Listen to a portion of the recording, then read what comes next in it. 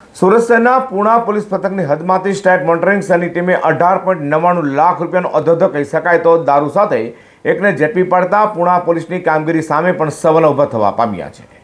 સુરતમાં કેટલાક ભ્રષ્ટ પોલીસ કર્મચારીઓના પાપે પ્રતિબંધ હોવા છતાં ખુલ્લેઆમ દારૂનો વેપલો થઈ રહ્યો છે, ત્યારે આવા જ કેટલાક ભ્રષ્ટ પોલીસ કર્મચારીઓના આશીર્વાદથી ચાલતા દારૂના અડ્ડાઓ પર હવે સ્ટેટ મોનિટરિંગ સેલની ટીમ દરોડા પાડી રહી છે। તો શનિવારે એક જ દિવસમાં બે પોલીસ પથકની હદમાં દરોડા પાડી વિજિલન્સની ટીમે લાખો રૂપિયાનો દારૂનો જથ્થો ઝડપી પાડતા સ્થાનિક પોલીસ અને તેમાં પણ ખાસ કરીને વહીવટ દારૂની પોલ ખુલી ગઈ છે।